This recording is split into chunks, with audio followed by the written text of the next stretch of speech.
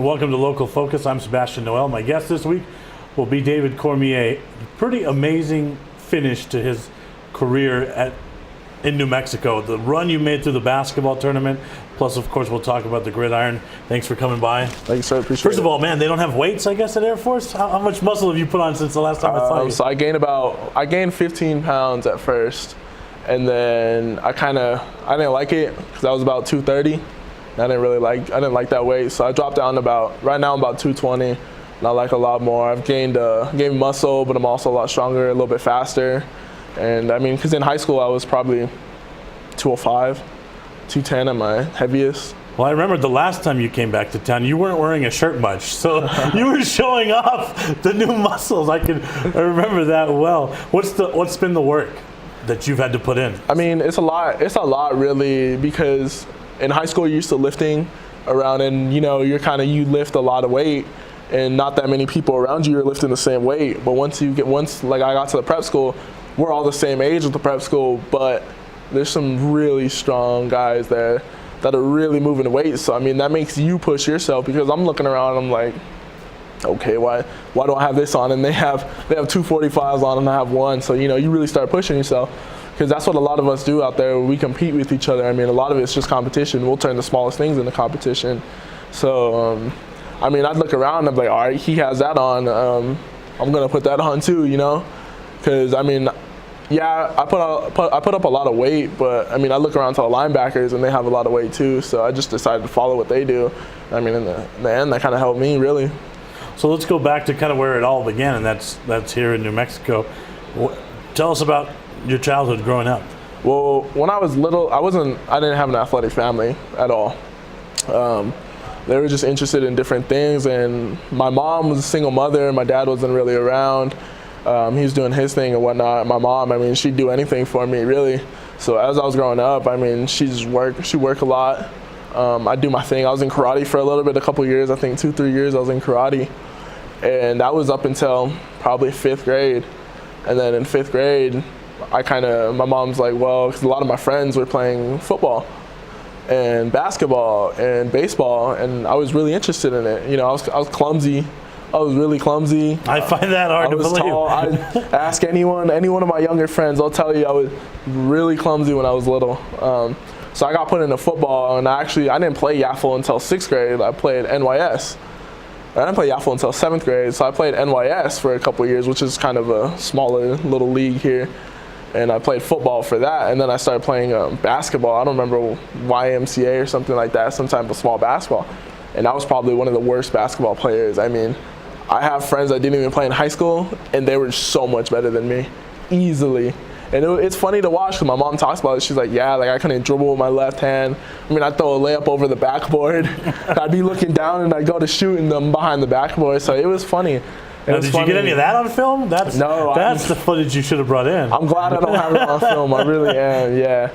But I mean, I fell in love with both sports though, because it was fun. It was fun to do. It was fun to compete. And I was with my friends as well. So I stayed in that for a while. And then once middle school came, I just kept doing it. And I didn't really take it serious until freshman year. That's when I really started taking basketball serious. So I quit football because, I really thought I'd be a college basketball player. That's what I wanted to do.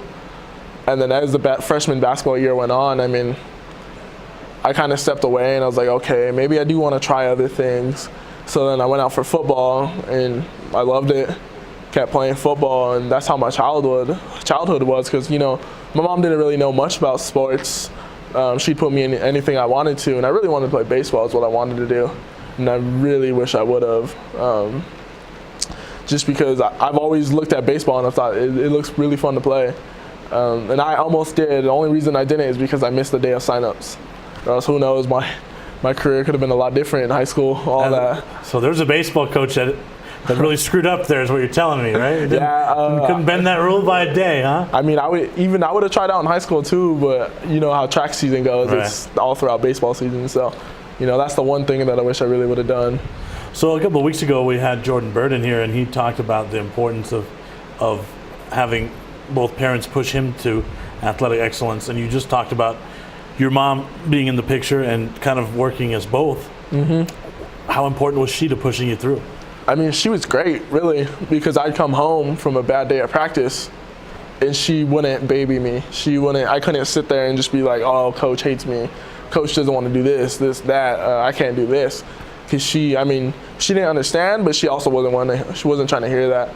So, I mean, that motivated me, and it helped me just become self-motivated to not go home and complain about stuff and complain about how I'm doing. Instead, I need to fix it myself, you know.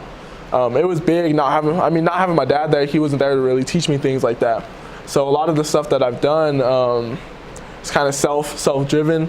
That's kind of what brings me to where I'm at now. Is a lot of stuff that I do is self-driven, but it also brought in roles of coaches who came and helped me, other parents. Those are big.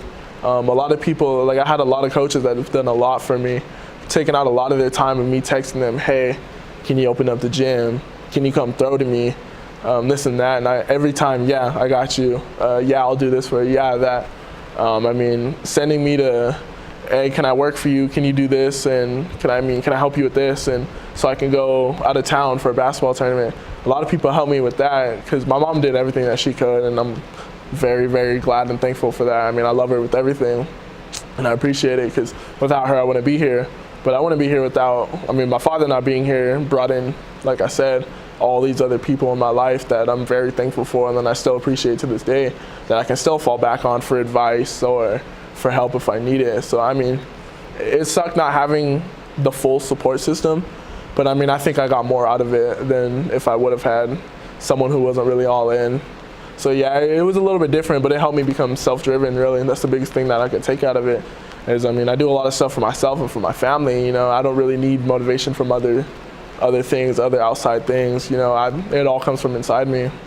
So how much more special did it make that relationship with your mom when you took the turn from, I can't believe it, but clumsy and untalented David to, hey, you're racking up all these accolades by the time you're in high school and at the end of your high school career? I know your mom was always there at every award ceremony, at every game. How much more special did it make that relationship? Oh, it was great. I could hear her no matter what I was playing in a gym of playing Santa Fe with nobody there. I could hear her yelling just as loud as she was at the pit with I don't know how many people were there. I could still hear her out of everybody. So that was great. That's really who I do it for, is for her, to make her proud, show her that I can be successful just because of what she taught me and how she raised me, because I'm a reflection of her. And all I can do is just try to be the best that I can, so that's what drives me. And when we won state, it was really special because that's the first person that I saw, and she was ecstatic, really. She was happy for me, and when all the offers and stuff like that, she just wanted me to be happy at the end of the day. And it gives her a sense of pride knowing that I'm taken care of right now. I'm off in Colorado Springs doing my thing, She doesn't have to worry about if I'm safe, if I need to eat, stuff like that, because all of it's taken care of. So, it helps her take a weight off her shoulders, I guess you could say, because she done everything for me growing up. She trying to get me to that tournament any way possible, stuff like that. So, I appreciate it. And it helped us bond a lot. It gave us a special bond. So let's talk about that senior year. It's odd that someone that left the state to play D1 football is probably going to be most remembered for that tear through the state basketball tournament, right? Yeah. How special of a week was that? It was funny because the year was interesting because I went from I didn't want to play. My head was in football. At the end of the season, it was in getting ready for college, stuff like that. I was kind of worried about injury. So I sat down with Coach Brown and I was like, look, I don't really want to. My head's not really all in right now, and I don't want to go out on the team and be a negative or stuff like that, bring them down in any sort of way just because I'm thinking about something else. So he's like, look, I understand. We talked for a while and we just came to the decision that maybe I should step away. So I finished the season, and as basketball season came around, I went to the first game, and my mom was kind of hurt. My mom was a big part of it. She was kind of hurt that I wasn't playing. She was always in my ear. You sure? You sure? You sure? And then I went to the first game and I saw them play, and I was like, it was rough. Yeah, I mean, they had a rough game, but it was a rough start to the year. Let's not lie. Yeah, that wasn't even the thing that I was worried about, though. I kind of felt like I let the teammates down because the bonds that I had built with the players, that was my biggest thing with Coach Brown. Wins and losses are different, but I felt like, I had to finish something that I started. So I went and I talked to Coach Brown. I didn't say, I was just like, look, I thought about it, I regret stepping away. I'd really appreciate if I could get back on the team. It's your choice. I understand every decision, whether it's yes or no. And he's like, yeah. So he talks to the team. Well, because he seems like the kind of, I could see some coaches in town that would literally be following you down the halls, begging you to play. But Greg doesn't seem like that type of guy. Yeah, right? He sticks to his values for sure. Yeah. He talked to me. We had our sit down. He's like, okay. He understood me, and he took a couple of days to talk to the team, figure out what he wanted to do. Talked to the team, came back to me, said, yeah, you can play. We'll let you back on. But I lost my number. I lost my locker. And so you're getting hazed freshman again, basically carrying the bags and stuff. He didn't just give it to me, really. He didn't just say, all right, here, everything's yours again. So I kind of started from the bottom and had to work my way up. Came off the bench, all that stuff. So that as the year progressed, I wouldn't have had it any other way, really. Glad for what he did. It humbles you. Right. All that stuff. So I appreciate that. And how hard was it to get back into shape? Because it was different. We were there for a game where you kind of the front of the rim blocked the dunk. I remember. That's and why you didn't have your hops right away, right? Yeah, that's why the year was kind of rough, just because I had a lot of ups and a lot of downs. There's a lot of them. A lot of time too tired to go for a dunk, miss it, embarrassing, because the year before that I easily would have dunked that. And as the year progressed, there was a lot more weight started getting put on my shoulders as I started coming back, Could you feel it coming all together at the end of the year? Yeah. For district was rough. I was missing a lot of free throws. I was getting real frustrated with myself because, I'm my hardest critic, really, at the end of the day.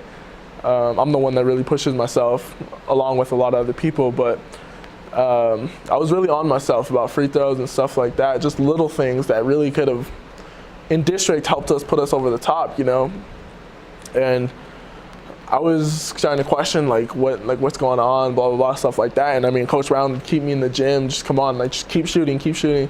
So we probably stayed for 30, 45 minutes, an hour, just shooting free throws. So many practices during district and stuff like that.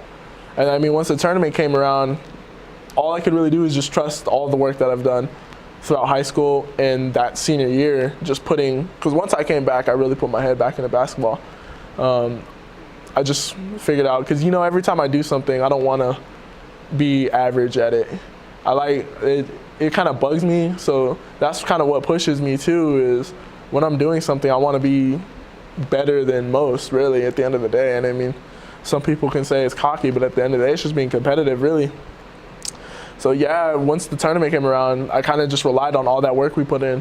When you look at the El Dorado game, we got the ball with 2 free throws and we're tied with I don't remember, 11 seconds left or something like that. And I missed one. And everyone's like, oh, still 7 seconds left, they're gonna get the ball. And I hit the next one, so we go up 1. And then we relied on our defense, really. So yeah, once the tournament came around, I just went out to have fun, really. I didn't really play, I've never played in the pit. My freshman year, I was on the bench, played a minute 30. But it's nothing significant when we lost to Hobbs. So it was cool. That's one thing I really want to do is play in the pit. So one way that your name came up this week or this year was really interesting to me, and that was when I was doing a basketball game with Greg's brother, Danny. And we were doing a Volcano Vista game, and Danny said, everyone thinks David brought this team a championship last year, but that's not really what happened. David brought these guys the confidence to win a championship again this year.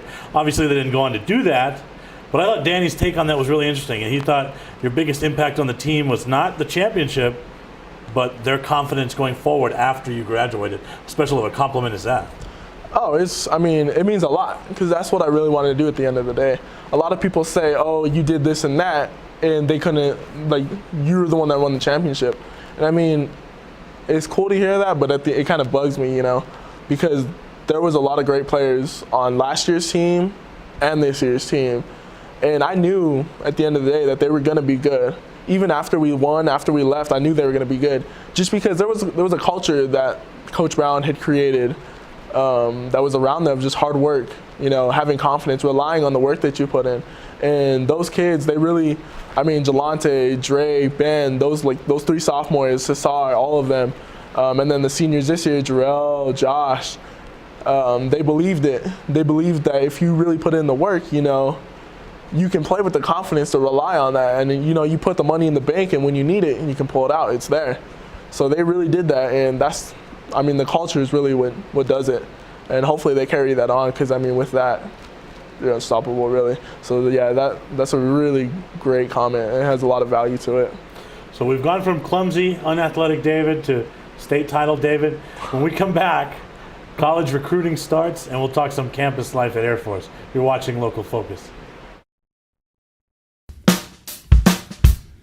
Well, I'm going to the frontier, walk up to the cashier, order up a root beer and a number 1. Cover it with green stuff, 1 scoop is not enough. Find a booth is real tough, back by the Duke. Meet my family, meet my friends in the quirkiest restaurant I have ever been. All of Albuquerque's favorite spot, it's the Frontier Restaurant. The Frontier Restaurant is a proud supporter of ProView Sports Network. Out there was great. I loved them. But, I don't know if that was really where I wanted to be. My heart wasn't fully into it, so I didn't want to commit there. But I also wasn't really trying to stay in state. So that's when a lot of pressure started coming, when they were like, look, we're going to have to pull the offer within the next week or 2 if you don't commit. So, And how do you know when a coach is, does it ever creep into your mind that, hey, who else is he telling this to? When do you get what does it take to feel comfortable with a coach? Or did you ever have a time where you thought, no, this guy's probably BSing me? Yeah, it's hard, especially for me. Like I said, I didn't come from an athletic family. No one in my family was recruited for football, basketball, any sport whatsoever. So I didn't really know what to expect. So that's when I started reaching out to, my coaches, all the people around me, the great support system that I had. And they helped me through a lot of it. They helped me call the bluffs.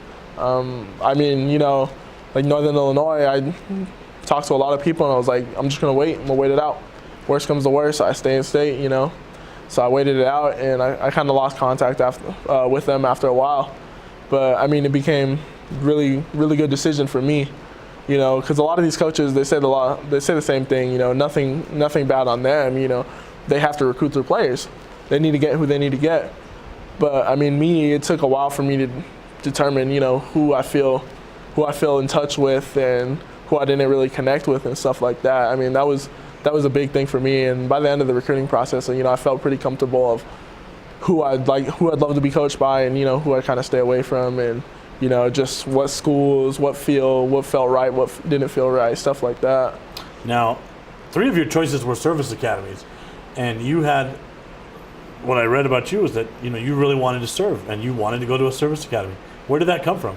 Well, when I was little, so my grandfather served, my uncle served, and I always thought it was pretty cool to, be in the military. I thought that was a cool thing, benefits, all that stuff. I didn't really know about that stuff, but I thought there was extra stuff that went into it, and I always thought that, that'd be cool to do. You get to travel and stuff like that. So I kind of forgot about it once offers started coming in. But then after a while, I thought, aren't there military academies out there? I didn't even know which ones, but I just thought there was. So I sent an email to all 3 of them, to their recruiting coordinators. So they all looked at my film. Army offered me first, and then Navy offered me. And Air Force didn't offer me yet. So they're like, look, come up on an unofficial, come watch a game. So I went and watched them play Colorado State, and it was freezing. It was like, I didn't even stay the whole game. I stayed 3 quarters, and then I was frozen. It was probably, I think, 20-something degrees. And so I got home. They said they'd call me. They called me on Sunday, like, look, we're going to offer you. So I was like, okay, now I have 3 service academies, military, Army, Navy, Air Force. You go in the Marines from the Navy. So that's what I started looking into. And that brought my my top 3, because my top 5 was Air Force, Army, Navy, UNLV, and Northwestern. So then I narrowed it down to Air Force, Navy, and Northwestern. Because, I mean, Northwestern's a great school. With a rising football power. Big Ten. Their academic report just came out. They're #1 right now in the NCAA. Air Force is 2. So, I mean, great degree there. So I was looking at that a lot. We talked about ROTC kind of. So they wanted me to play outside linebacker at Northwestern. Army and Navy wanted me to play receiver. So that all kind of weighed into it. But yeah, it was tough when it came down to that. You know, I had to kind of decide, do I want to go to Northwestern, live a regular college life? Or do you want to be a grunt, or do you want to be a receiver? Exactly, yeah. Right? I mean, outside backer, it would have been fun in the Big Ten, you know? Yeah. Like what, 3-4 years ago, Le'Veon Bell was playing in Michigan State. I would have been playing against people like that, stuff like that. So that's what I got excited about that. But, you know, at the end of the day, I took my visits. I didn't take a visit to Northwestern. I was talking to them late. And I probably should have, but I don't regret it. You know, I went to Navy and I went to Air Force because those were two I was really, at the end of the day, I was like, you know what, like I want to do a service academy. I wanted to challenge myself a little bit more than what people usually do because it's different. Not everybody gets to go. Not everybody gets the opportunity to go to those. Now, you said you wanted to challenge yourself. Josh is going to throw up some pictures that you brought in at the academy, if you want to go through these real quick. Yeah, this was a couple weeks ago. So this is graduation.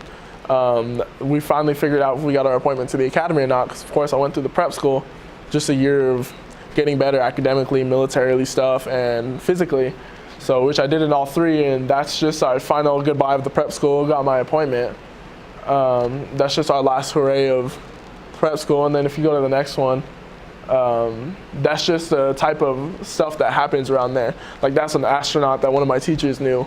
And you know, that's one thing why I wanted to go to the academy, because you get exposed to all kinds of stuff that not everybody gets to see. And like that right there, they landed a plane right there in the middle of our parade field. Got to go around, got to look inside it, all that stuff, got to talk to the pilots and stuff like that. So, you know, that's just stuff that what an academy like that brings. Yeah, it brings a lot of challenges and stuff like that, but it also brings a bunch of cool stuff like that you don't get to do anywhere else. If I would have went to Northwestern, UNLV, stuff like that. Now, you talked about the hard work at the academy, right? And you kind of talked to Adam and I about that before we went on. Share that a little bit, you know, where you talked about it's a double whammy almost, right? You have to go through basic just to start football. Yeah. That kills a lot of freshmen, doesn't it? Yeah, so the prep school, I mean, you go through a 3-week basic. They call it I get pissed when I don't get a parking spot by the door. Yeah, exactly. So you go through 3 weeks of just military training, really. You don't have your phone, none of that stuff, and it's just trying to get you used to military culture in a harder way. And then you go on to your prep school year. Well, now that I'm a freshman, that I'm gonna be a freshman, I have to go through a 6-week basic. And it's same military training, and then you do some training in the woods as well for 3 weeks. So they split it into 2 3-week sessions. So the day after basic, football starts. So that's the challenge for freshmen, really, at the end of the day, is how fast are you going to get your legs back, you know, because you don't do much football stuff during that time. You go once in a while out there to the field, but some of it's maybe getting fitted for gloves, T-shirts, stuff like that, you know, so it's not full-on practice. So you kind of step away from the game for a while. You're not lifting weights, stuff like that.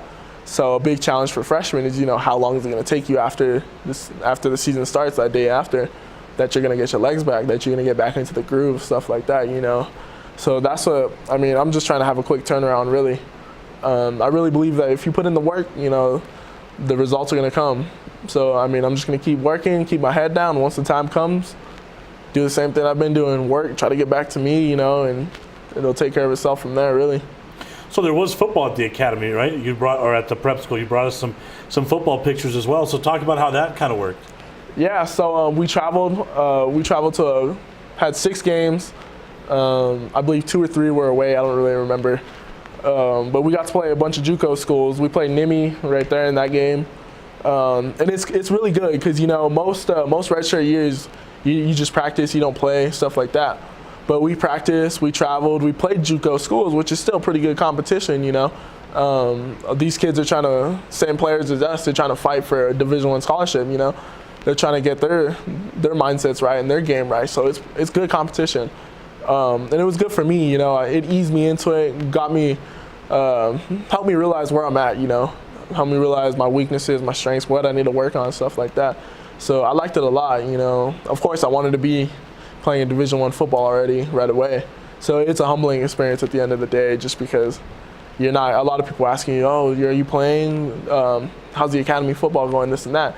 And you have to explain every time, I'm at the prep school, doing this, and that to get there. I'm not playing now, but hopefully in the future, in a couple of years, I'll be there, you know, stuff like that. So it humbles you. It really makes you take a step back, you know, and appreciate what you have. And it's really a year to get ready for next year. What contact do you have at the prep school with the coach, what you hope to be your coaching staff going forward? Yeah, so we talk, coaches come down. They try to come down weekly, see us. They'll text us all the time, you know. They really stay in touch while we're down there. We get to go to their practices once in a while we're not in season.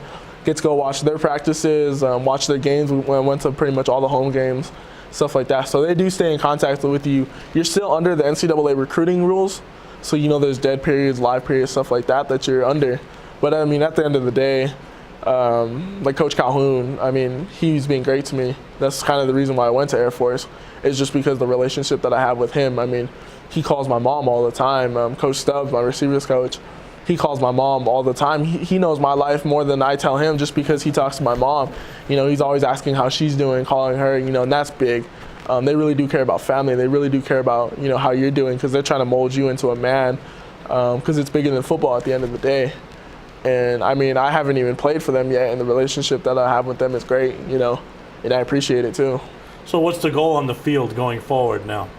I mean, the way that I'm going into it, you know, I'm just going to start at the bottom and try to work my way up, you know. I'm going to start saying, because in my mind, I'm going to start by saying, you know, I'm the best player in my class. And then I'm the best receiver in this room, you know, and then just keep going up. And I mean, that's kind of the mindset that you have to have. You're definitely the best receiver in this room. That's true. You know, that's the mindset that you have to have at the end of the day, you know. Some people might say it's cocky, but I mean, you have to have a different mindset. You have to want to be the best. You have to think that, you know, you're working to be the best, so you have to think that you're the best on the field, you know, just to achieve what you want to achieve. You know, I always set my goals high. I always have, I always will, you know. And I just, like I said, I believe in the work that you put in, the results are going to come depending on what you do. So that's all I can do. So in our last moment here, what have you pictured it in your mind, that game against UNM at home, taking it to the Lobos? Yeah, so sophomore year and senior year, we're playing here. You already know. At UNM, yeah. And where do I pick up our tickets for the ProView guys? For the sideline, right? I don't know. I'll get it to you, though. All right, okay. I'm excited for it, you know, just because being home.